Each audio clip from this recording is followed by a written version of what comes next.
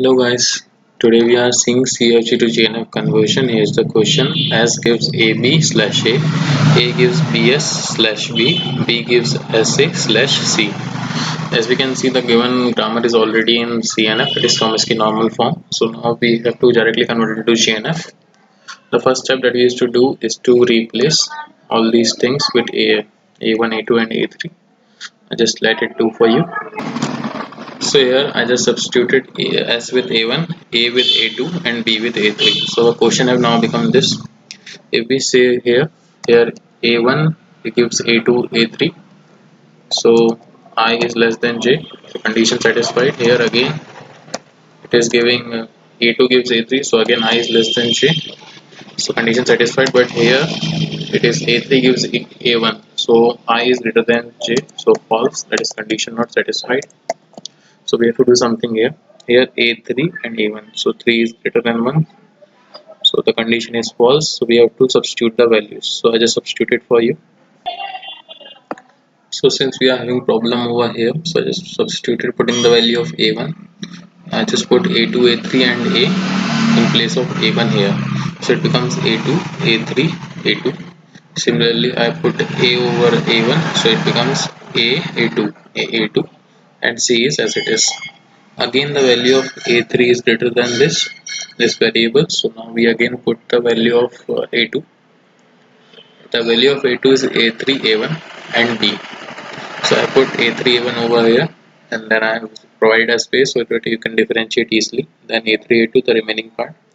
Similarly I have put b in place of a2, so here I put a space and then a3 a2 so that you can differentiate. You don't have to do this in your paper. Okay, then we have AA2 similar and C as it is. Now as you can see here, A3 is coming twice over here, so it is a sort of recursion that you have to remove.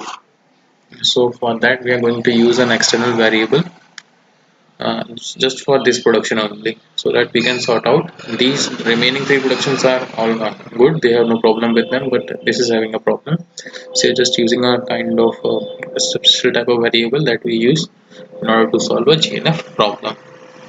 Now let us see how we can do it.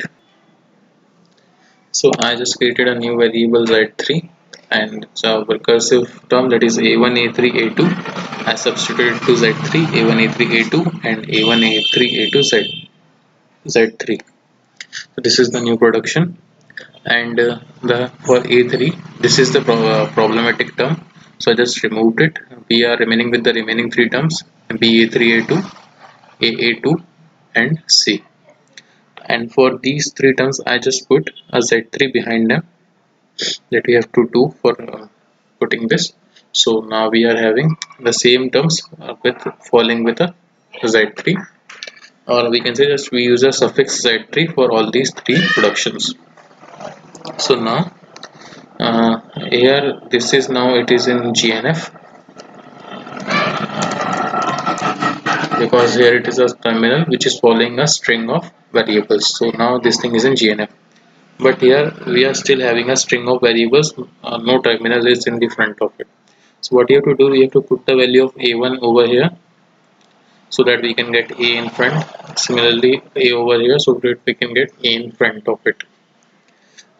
Here also we see a2 and a3, so we have to substitute the values so that we can get a terminal in the front. You can just substitute it directly.